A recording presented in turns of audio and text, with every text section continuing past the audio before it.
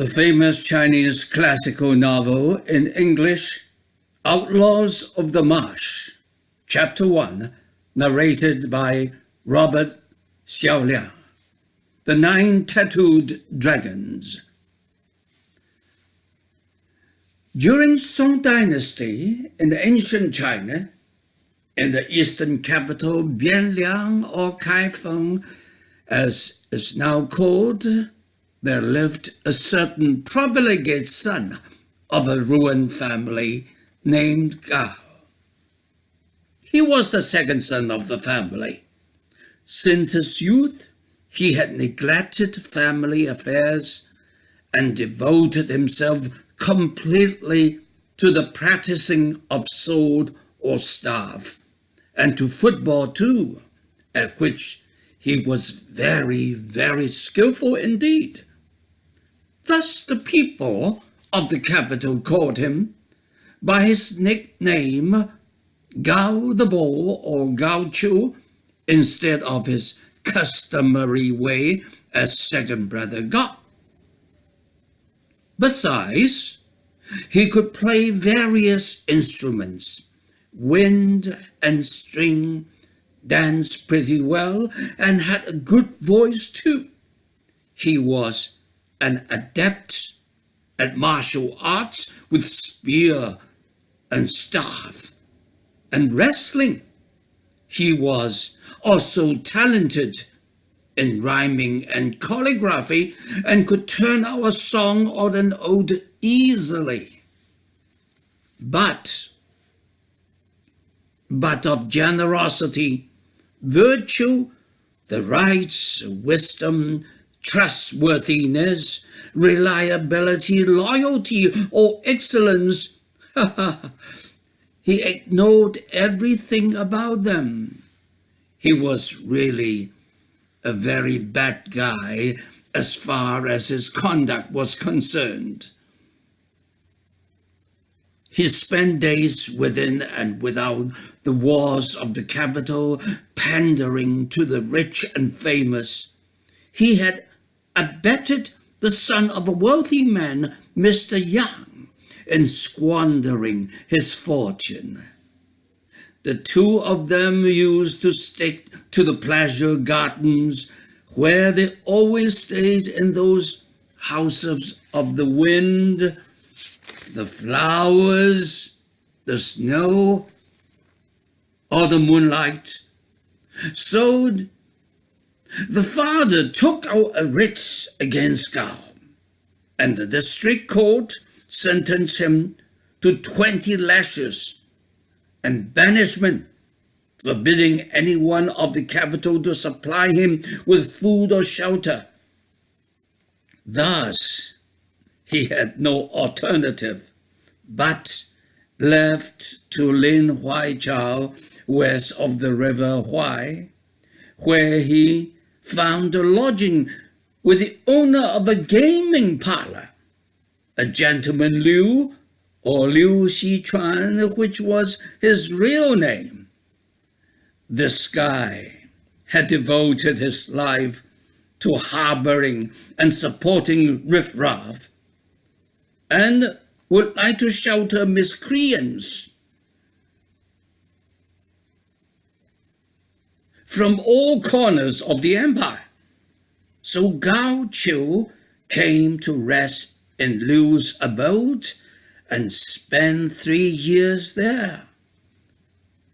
Later, Emperor Zezong, having finished to offer sacrifices in the southern suburbs and obtained propitious winds and timely rains, generously proclaimed an amnesty throughout the empire.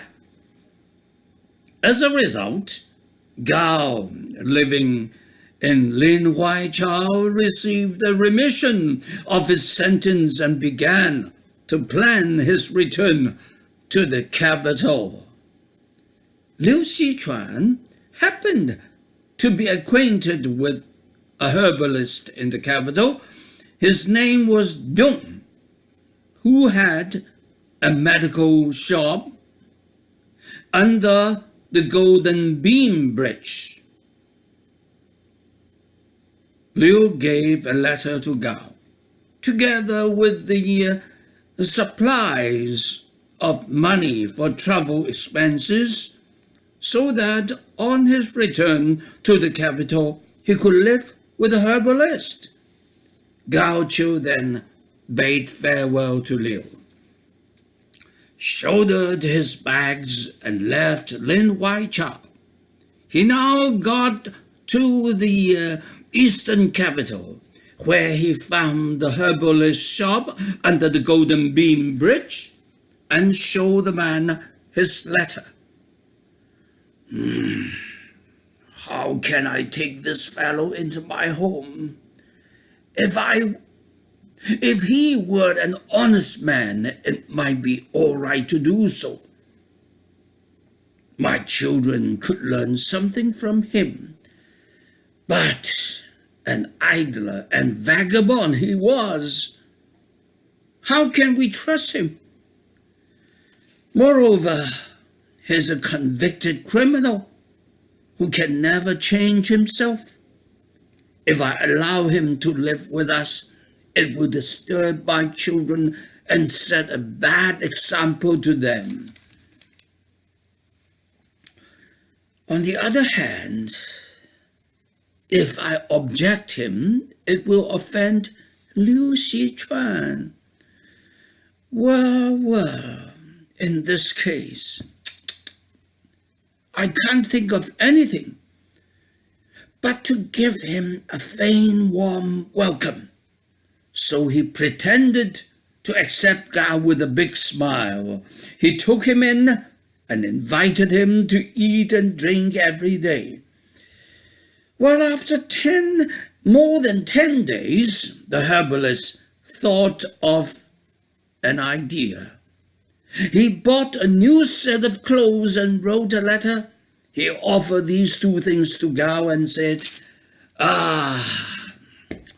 my humble establishment would do you injustice. I fear you will be held back. So in turn, therefore, I would like to introduce you to the young academician. A young academician, Mr. Su. Well, sooner or later you are sure to make your name there. What do you think, eh? Gao Qiu showed his gratitude profusely. Dong asked someone to send the letter and show Gao the way to the academicians. When Mr. Su, the academician, saw Gao and read the letter, he recognized him as a bad man and said to himself, how can I accept this man into my lodging?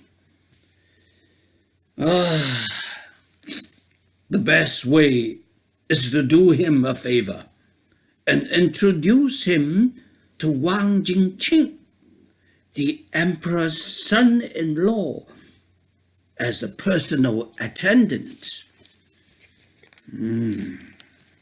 Yeah. People called him Marshal Wang the Princeling, and this is exactly the sort of person he liked. So he wrote a reply to Mr. Dong, the herbalist, and invited Gao to stay in his house for the night. The next day, he wrote a letter and dispatched it with a servant who was to take Gao to the important man's house. Well, listeners, I should tell you how important this man was. This Prince Ling Wang was in fact the husband of Emperor Zezong's younger sister, and was the son-in-law of the later Emperor Shenzong. Wow! He liked to use such type of persons whom he gave employment. Prince Ling Wang was greatly taken with him and immediately wrote a reply to the academician telling him that he would take Gao into his household as a personal attendant. Well, my dear listeners, Gao's fortunes had turned immediately. For from now on, he came and went in Marshal Wang's house like one of the family. One day, it was his birthday. The Prince Ling ordered his household to prepare a banquet, and the guest of honor was to be his brother-in-law, Prince Duan, who was likely to become the new emperor later. Oh, this Prince Duan was the 11th son of the late Emperor Shenzong, younger brother to the present Emperor Zezong, who was very ill now. Oh, he had the title of 9th Royal Prince. This was a man of some intelligence, and he cut a dashing figure. Among the various pastimes of the rich and the idle, he knew everything. Nothing he was not skillful, and nothing he did not love. Master of the lute, chess, calligraphy, and painting too.